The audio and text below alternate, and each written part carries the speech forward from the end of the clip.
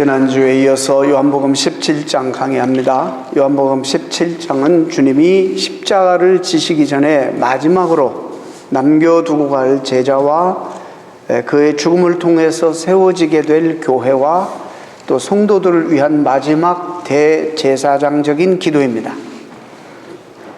저는 이 기도문이 주님이 죽으시기 전에 기도하셨던 기도문이지만 지금도 하나님 우편에서 계속 하나님의 백성들을 위해서 기도하시는 동일한 기도의 제목이라, 기도의 내용이다라고 믿습니다. 그렇기 때문에 우리가 이 말씀을 잘 이해하는 가운데 교회를 향한 주님의 소망을 우리가 깨닫고 그 소망을 이루어드리는 교회와 성도들이 되어야 할 것입니다. 주님은 마지막으로 당신이 보고하는 것처럼 하시면서 하나님 앞에 기도를 드립니다. 아버지께서 나에게 주신 사명, 아버지께서 나에게 맡기신 일, 아버지께서 내게 주신 영혼들을 위해서 내가 하나님 아버지를 계시하셨고 내가 하나님을 보였고 하나님이 나에게 맡겨주신 말씀을 그들에게 증거했습니다. 그래서 구원의 방편으로 또 영원한 생명의 지침으로 저희들에게 주었습니다 라고 기도하시면서 내가 비옵는 것은 이 세상을 위해서 비는 것이 아니라 내게 주신 자들 위해서 지금 하나님 앞에 간구드리는 것입니다 라고 기도합니다. 여러분, 우리가 얼마나 죄의 타락에서 이기적인 사람들이 되었는지 아십니까? 시인 로버트 브라우닝은 인간은 얼마나 이기적인지 전체가 다 희생되더라도 자기 자신의 유익만을 구하는 것이 인간이다. 참 우리가 기도를 해도 사실 중보기도가 이래서 중요한 겁니다. 중보기도가 여러분이 많이 참여하고 훈련돼야 되는 것이 우리가 기도해도 항상 대부분의 나만을 위한 기도를 하는 거예요. 내 가족만을 위한 기도. 우리가 아내를 위해서 기도해도 하나님 우리 아내 이 병을 고쳐주세요. 건강하게 회복해 주세요. 그래서 우리 아이들 잘 돌보고 집안도 깨끗이 잘 정돈하고 치울 수 있도록 건강을 회복해 주세요. 자기를 위해서 기도하는 거예요. 그죠? 남편을 위해서 기도하는데도 하나님 우리 남편 건강을 회복시켜 주세요. 그래서 건강한 몸으로 잘 나가서 돈 벌어다 주도록. 기도가 대부분이 자기를 위한 기도예요. 제가 이게 참 교단 회의를 갔다가 카톡이 하나가 왔어. 근데 나는 이것 보고 그냥 얼마나 자지러지게 웃음을 참는데요. 정말 밖으로 나갈 수밖에 없었어요. 근데 이게 성도들이 이미 많이 아는 그런 내용이더라고. 그래서 여러분들이 제 설교가 너무 어렵다고 그래서 이런 것도 소개하려고 합니다. 어느 며느리가 시부모에게 보낸 편지 내용입니다. 아버님, 어머님 보세요. 얼마나 이기적인지 이 시대를 잘 대변하는 글이에요. 우리는 당신들의 기쁨조가 아닙니다. 나이 들면 외로워야 맞죠. 그리고 그 외로움은 견딜 줄 아는 사람이 성숙한 사람입니다. 자식, 손자, 며느리에게서 인생의 위안이나 기쁨이나 안전을 구하지 마시고 외로움은 친구들이랑 달래시거나 취미생활로 달래세요. 죽을 땐 누구나 혼자입니다. 그 나이엔 외로움을 품을 줄 아는 사람이 사람다운 사람이고 나이 들어서 젊은이와 같이 살려고 하는 것은 어리석은 겁니다. 마음은 청춘이고 어쩌고 저쩌고 이런 어리석은 말씀 좀 그만하세요. 나이 들어서 마음이 청춘이면 주책바가지인 것입니다. 늙으면 말도 조심하고 정신이 쇠퇴해 판단력도 줄어드니 남의 일에 이러쿵저러쿵 훈수두는 것 삼가해야 하고 세상이 바뀌니 내가 가진 지식으로 남보다 특히 젊은 사람보다 많이 알고 대접받아야 한다는 편견도 버려야 합니다. 나이 든다는 것은 나이라는 권력이 생긴다는 게 아니라 자기 삶이 소멸해 간다는 것을 깨닫고 조용히 혼자 물러나는 법을 배우는 과정임을 알아야 합니다. 그리고 전화를 몇 개월에 한 번을 하든 1년에 한 번을 하든 아니면 영영 하지 않아도 그것이 뭐가 그렇게 중요하세요? 그것 가지고 애들 아빠 그만 좀 잡으세요. 이 며느리가 그런 편지를 사실인지 아닌지는 잘 모르겠지만 마지막으로 이번 설날에 저랑 아이들 데리고 몰디브로 여행 가니까 내려가지 못해요. 그렇게 하시고 10만 원 어머니 통장으로 입금해 놓았으니 찾아 쓰세요. 이 편지에 대한 어머니의 답장. 고맙다 며느라. 형편도 어려울 텐데 이렇게 큰돈 10만 원씩이나 보내주고 이번 설에 내려오면 선산 판 것 90억 하고 요 앞에 도로 난다고 토지 보상받은 것 60억 합해서 3남매에게 나누어 주려고 했는데 바쁘면 할 수 없지 뭐 어쩌겠냐. 둘째하고 막내딸에게 반반씩 갈라주련다. 내가 살면 얼마나 더 살겠니?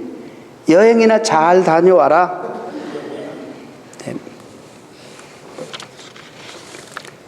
제가 실수로 시아버지의 저기를 안 가져왔어요. 네, 시아버지의 답이 얼마나 재밌는지 모릅니다. 그 내용은 이렇습니다. 회사도 그 가진 재물도 다 사회에 환원한다. 네가 준 10만 원도 뭐 무슨 세금 합해서 15만 원 다시 넣었다. 그리고 네가 산 집도 이미 팔았으니 여행 갔다 오더랑 이사해라. 이런 편지 내용이었습니다. 며느리의 추가 답장. 너무 놀란 며느리가 답장을 합니다. 어머니, 친정 부모님에게 보낸 메시지가 잘못 갔네요.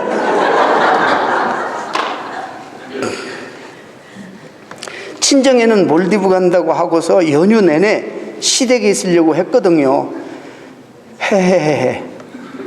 어머님 좋아하시는 육포 잔뜩 싸서 내려갈게요. 항상 딸처럼 아껴주셔서 감사해요. 그 다음에 추신. 오늘은 어머님께 엄마라고 부르고 싶네요. 엄마 사랑해요. 이런 편지입니다.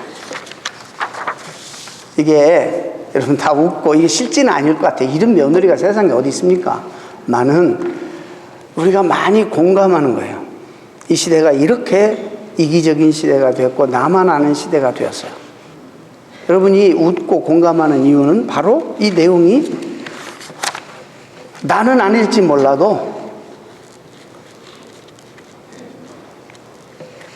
이 시대의 모습이 아닌가 이런 생각을 해봅니다.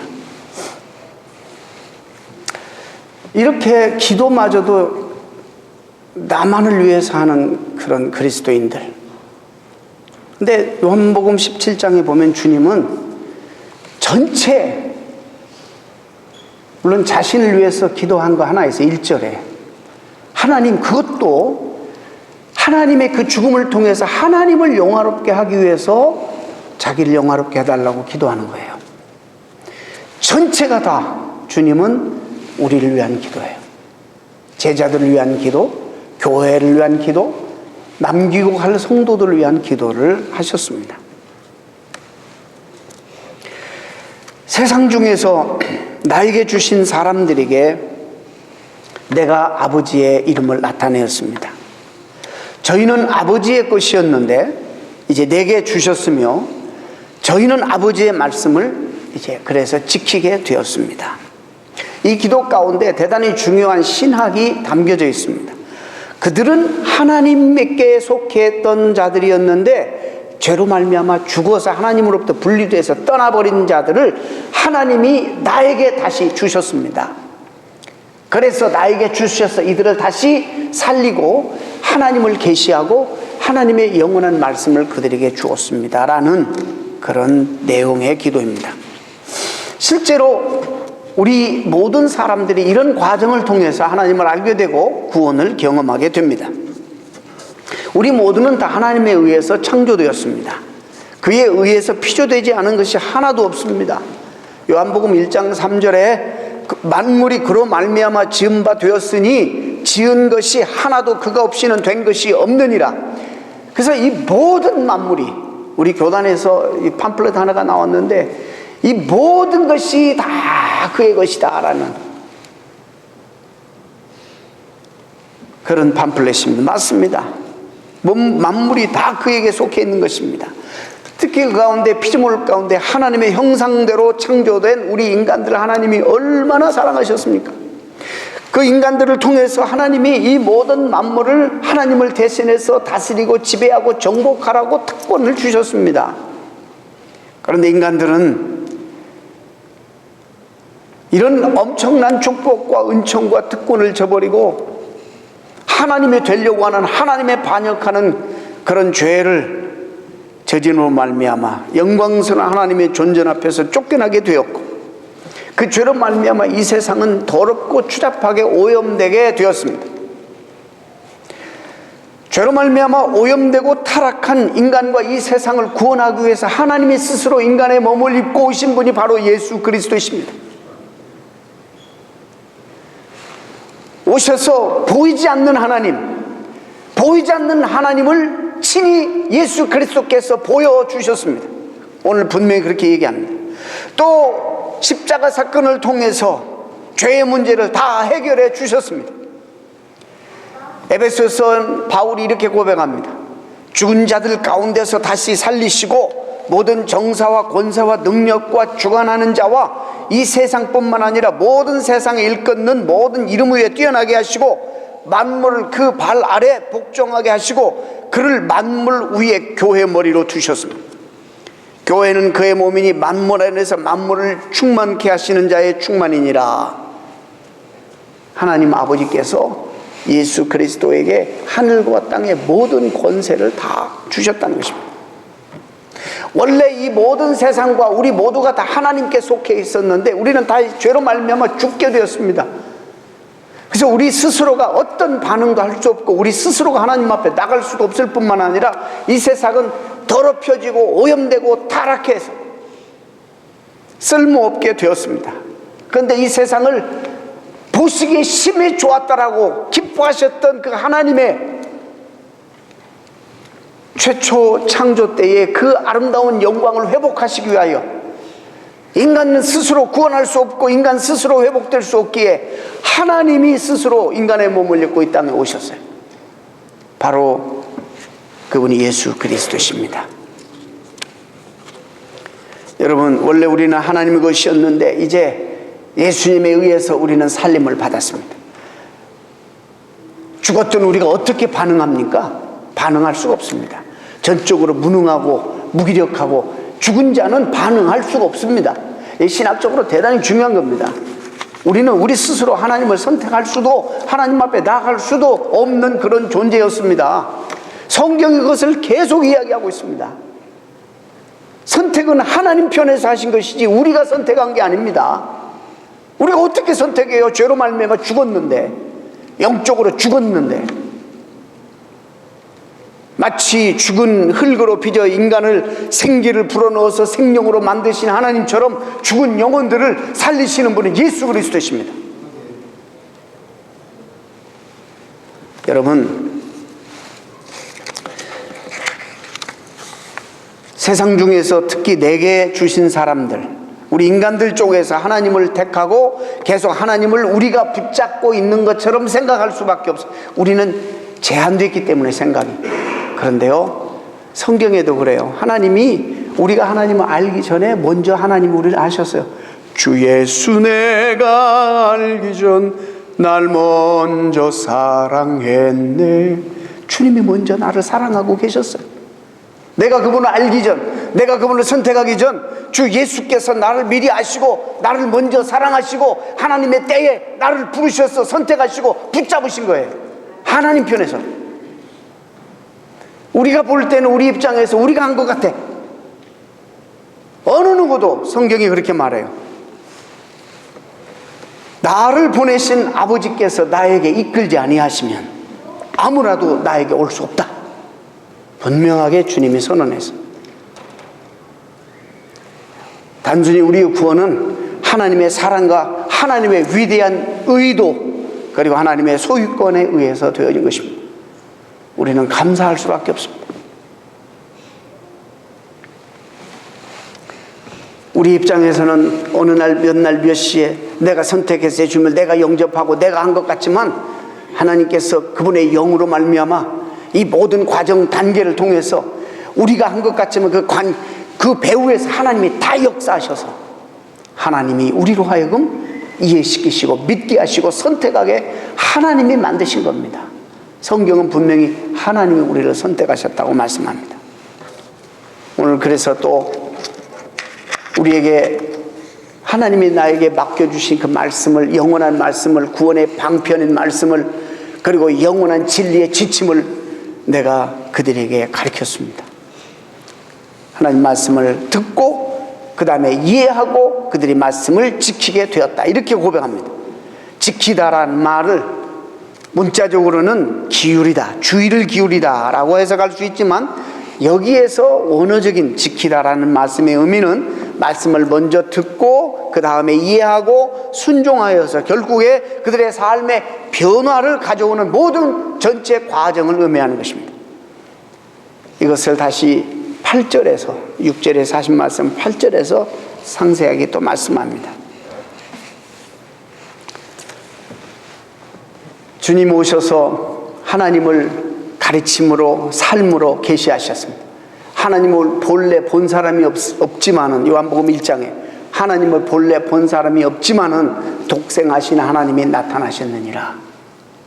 그래서 그 하나님을 보고 보이지 않는 하나님을 우리가 보게 되었다는 말이죠. 그리고 그분이 하나님께서 주신 말씀을 그들에게 증거합니다. 제자들은 그 말씀을 받았습니다. 처음에는 무슨 말인지도 모르고 이해도 못해서 주님은 비유를 통해서도 말씀하시고 이렇게도 말씀하시고 저렇게도 말씀하십니다. 그런데 순간순간 그들이 이해하지 못했던 말씀을 믿게 되고 그 다음에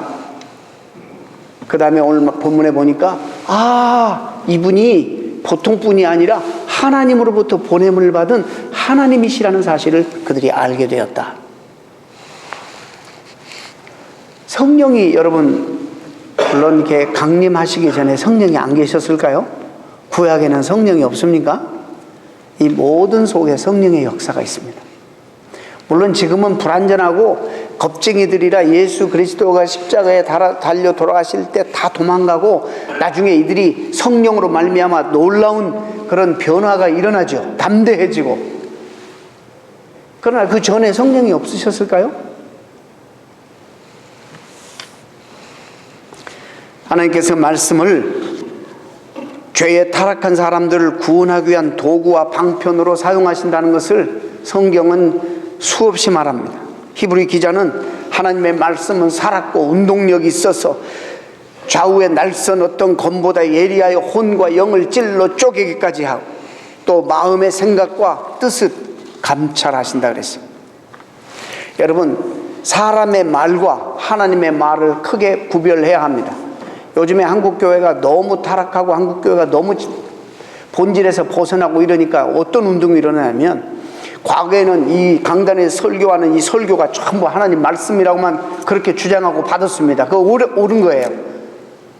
근데 어떤 전제하에서 목회자가 정신을 바짝 차리고 하나님 앞에 겸손히 하나님 말씀 받아가지고 하나님 말씀 신실하게 증거할 때 그 전제하에서 그 맞는 말이에요. 그러나 오늘날 사람의 말을 많이 한다는 거예요. 그러니까 오늘 막 신문들에 보면은 오늘날 선포되는 강단에 선포되는 말씀이 다 하나님 말씀이 아닐 수 있다.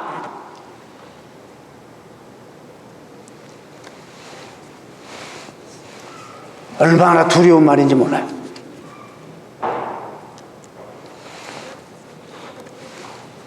이거 뭐 미국 사회에서 일어난 거니까 어제 저희 노회를 참석했는데 우리 노회 가운데 가장 큰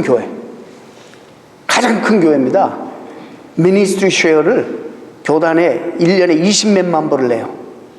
이런 큰 교회 목사님이 하나님 말씀 안전해서 잘렸어요.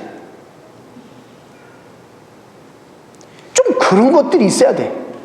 어떤 인테그리티를 회복이 되고 좀 그래야 되잖아요.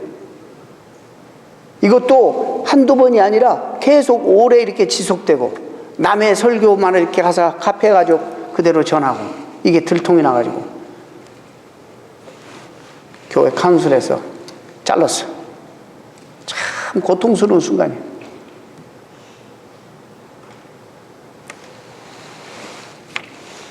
여러분, 이게 참 부끄러운 수치지만은 요즘에는 설교를 팔아먹는 그런 목사들이 많습니다. 수십만 편의 설교를 막 카피해가지고 팔아요. 아무리 수신 거부해도 계속 전국에, 전 세계에 있는 목사님들이 공급해요. 저는 물론 선교지에서 말씀 연구도 할 수도 없고 증거할 기회도 없고 그런 분들에게 참 그건 유익하다고 봅니다마는,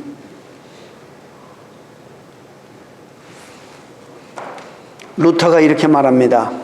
하나님의 말씀은 하늘과 땅보다도 위대하고 죽고 사는 것보다 위대합니다. 왜냐하면 그것은 하나님의 일부이며 하나님의 능력의 일부를 형성하여 영원토록 존재하게 하기 때문입니다. 그렇게 루터는 말했어요. 여러분, 사람의 말은 아무리 합당하고 아무리 타당한 말이라 할지라도 힘이 없어요. 우리를 구원시키고 살리는 힘이 없어요. 훌륭한 인문학 강의가 얼마나 많은지 몰라요. 정말 감동 주고 우리에게 정말 공감 가는 말씀들을 얼마나 많이 하는지 몰라요. 일종의 일반 은총 차원에서 치유도 되고 우리를 회복하기도 하고 감정적으로 업시키기도 하고 그러지만은, 그런 말에는 우리를 살리는 생명력이 없단 말이에요. 하나님 말씀이 가지고 있는 이런 생명력이 없어요. 그런 말 안에는 성령이 역사하지 않아요.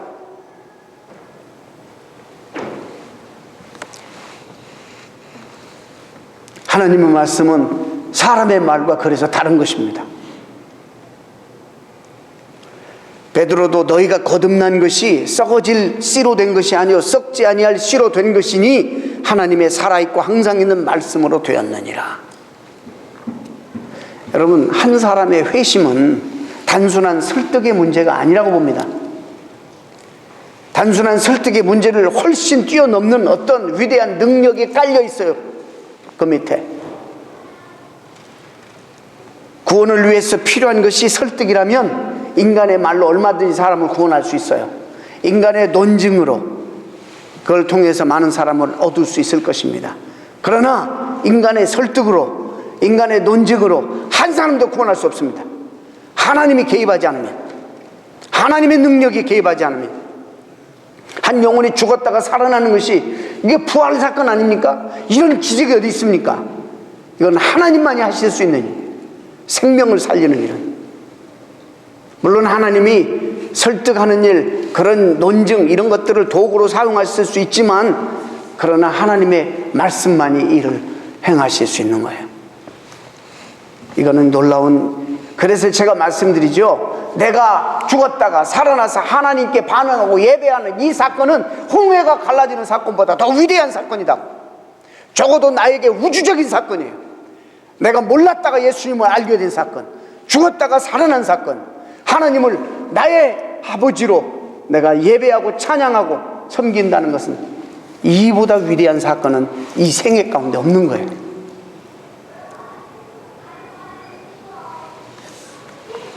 제가 초창기 개척할 때 성경책을 들고 신방을 했는데, 신방을 하고 커피를 주셔서 상을 이렇게 주시면 그 위에다 놓을 텐데 상도 안 주시고 땅바닥에 이렇게 카페도 위에 앉아 있는데 커피를 주시니까 가만히 보니까 저도 모르게 성경 위에다가 이렇게 밑에 받침잔이 있었어요. 그냥 그렇게 있고 커피를 여기다 놨더니 같이 간 권사님이 시험 받았어. 성경이 자체를 우상화하는 건 잘못된 거지. 그러나 그 정신은 너무 귀한 거예요. 그가 그립다. 응? 돌아가셨지만 그런 정사가 귀한 거예요. 이게 하나님은 아니잖아요. 근데 얼마나 귀하게 여기면 목사가 돼가지고 여기에다가 커피를 올려놓으니까 계속 힘든 거예요. 계속 끙끙 끙끙 앓다가 며칠 있다가 얘기하는 거예요. 정말 죄송하다고. 그 생각은 잘못된 거지만 그 정신은 너무 귀한 거예요.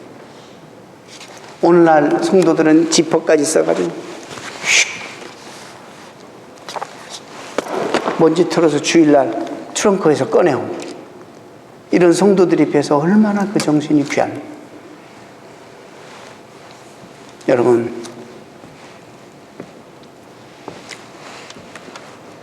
우리가 하나님 말씀, 이 능력이 있기 때문에 참 복음의 증인들이 오늘날도 필요하고 선교사들이 오늘날도 필요한 것입니다.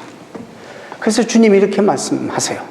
아버지께서 나를 보내신 것처럼, 아버지께서 그 하나님을 계시하고 아버지께서 주신 말씀을 전하라고 나를 보내신 것처럼 나도 너희를 보내노라. 동일한 방법으로 하나님이 우리를 세상에 보내는데, 우리가 마땅히 우리의 삶과 우리의 입술을 통해서 하나님을 계시하고 그 다음에 하나님 말씀을 전해야 될 책임이 우리에게 있는 거예요. 여러분, 하나님이 원하시면 한꺼번에 구원하실 백성들을 못 구하시겠어요? 말씀 한마디로 이 세상을 만드신 전능하신 하나님의 능력으로 구원할 자를 한꺼번에 못 구하시겠느냐고요. 얼마든지 하실 수 있는데 더 이상 하나님은 그렇게 안 하신다는 거예요. 어떻게 하시느냐? 하나님이 고안하신 방식이 이렇습니다. 아주 독특해요. 그분이 세우신 독특한 방법은 자기 백성들에게 복음이 전파되게 하고, 전파된 그 하나님의 말씀을 자기 백성들이 품고 그 내용을 나누고 그 내용을 이해하고 복음적인 삶을 살고, 그리고 그 복음을 또 계속 전해서 생명의 이 말씀이 선포되는 그런 귀한 사람들 속에 역사하게 만들고, 이것은 다 성령이 하시는 역사예요.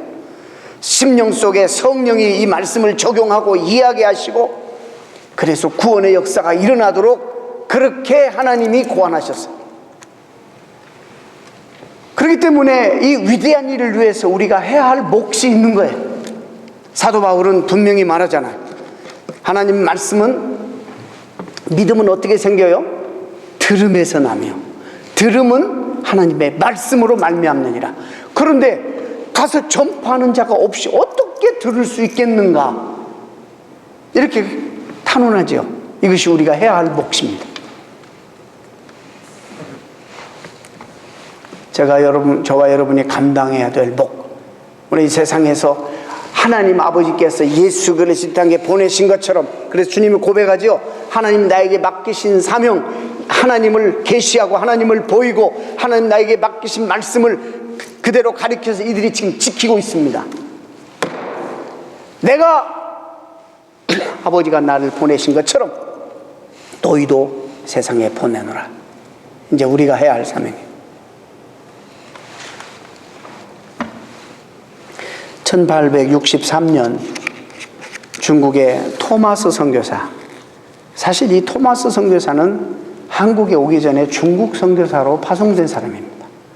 임실한 아내를 끌고 중국에 선교하러 갔다가 풍토병에 걸려서 아기도 유산되고, 그리고 그 유산 이후에 이 사모님도 죽습니다. 얼마나 좌절이 되고 실망했겠습니다. 이 좌절과 실망감을 딛고 2년 후에 그 조그마한 막창자 꼬리 같은 정말 이 조선을 품게 됩니다. 그가 들었던 이야기는 복음을 전하면 그 나라에서는 모골배 참수를 당한다는 그런 이야기를 듣습니다. 그러나 이 어둠의 나라, 이곳에 주의 복음을 전해야겠다.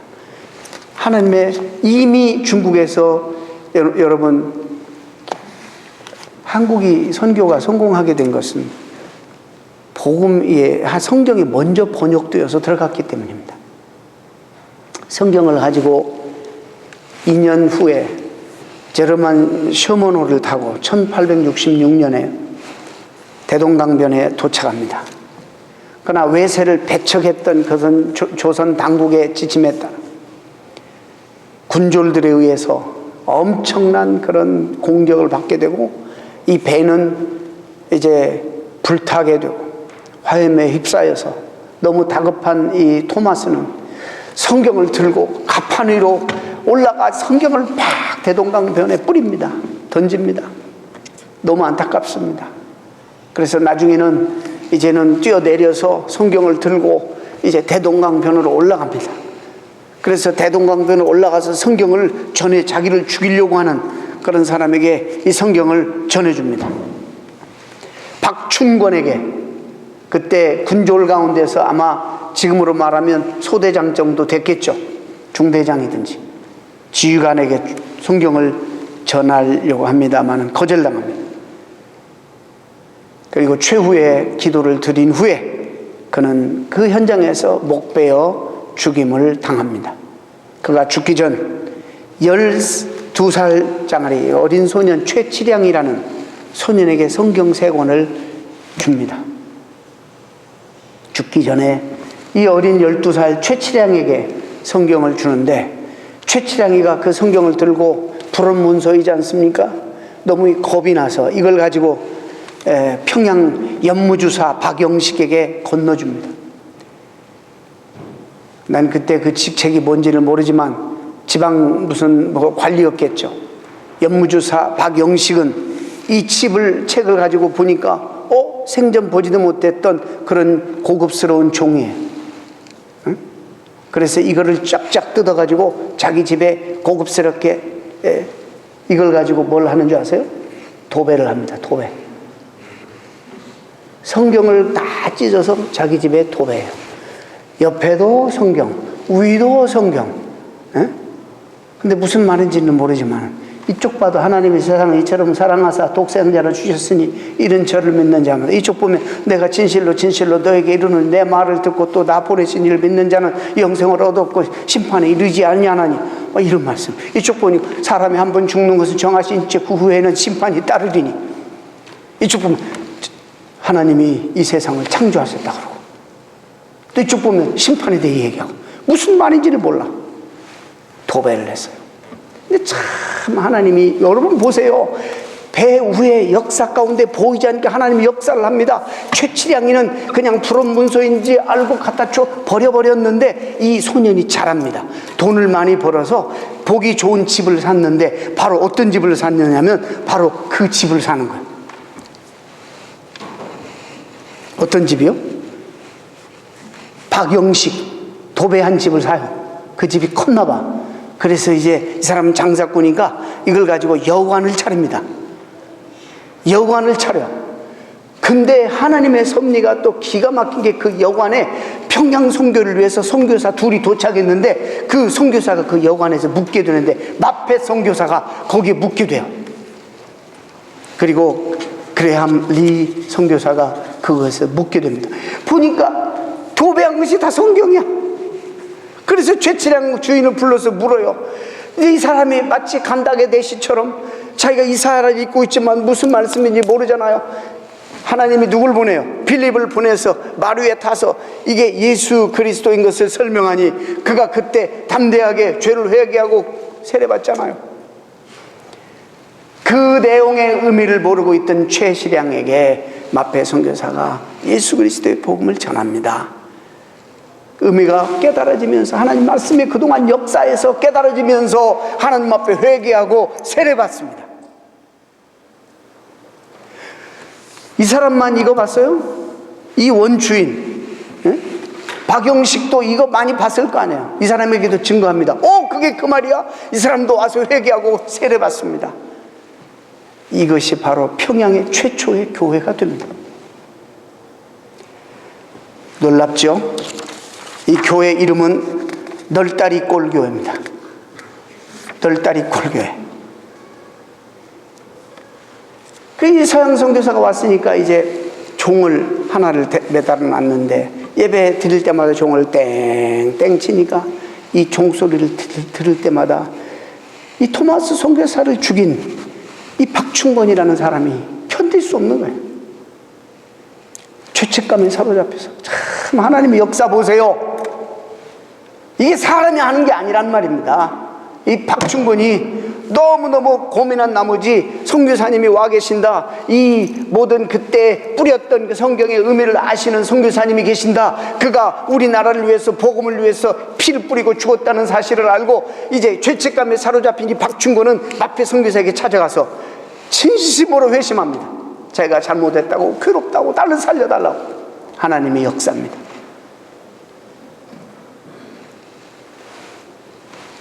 그가 세례받고 성장해서 나중에 영주교회 영수, 오늘날 말하면 목회자가 됩니다. 토마 선교사를 죽인 자가 목회자가 됩니다. 바로 이 널다리골 교회는 더 성도가 많아져서 교회를 증축하고 나중에는 그 터에서 교회를 세우고 장대제 교회가 되고, 여러분 그 교회 그 터 위에서 예배당을 크게 지었는데 바로 1907년 대평양 부흥운동이 여기서 일어나는 것입니다. 한국을 뒤집는 복음의 역사가 여기서 일어나게 됩니다. 누가 이것을 계획하셨어요? 하나님이 하셨습니다. 하나님이 하셨습니다. 뭐를 통해서? 하나님의 말씀을 통해서. 이제 이게 우리의 몫이에요. 하나님이 오늘도 천상에서 우리를 위해서 기도하시기를, 사랑하는 나의 남겨둔 백성들아, 이 세상에 살면서 보이지 않는 하나님을 너희의 삶을 통해서 계시하고 보이고, 내가 너에게 맡겨진 이 말씀을 증거하고 전해서 타락하고 오염된 이 세상이 회복되고 죽었던 영혼들이 살아나고 하나님이 보시기 심히 좋았던 이 세상으로 회복하는 일에 너희들이 도구로 좀 쓰임을 받아라, 이런 말씀을 하시는 것입니다. 그걸 위해서 오늘도 주님이 기도하고 계실 것입니다. 내가 이웃에게 입술을 열어 조금이라도 십자가의 복음을 전하고, 내가 이웃에게 가까운 사람에게 조금이라도 하나님의 사랑을 내가 말씀으로 전한다면, 우리는 하나님이 역사하시지만은 씨를 뿌리고 물을 주는 자가 있어야 될 거 아닙니까? 그것이 우리가 감당해야 될 몫입니다.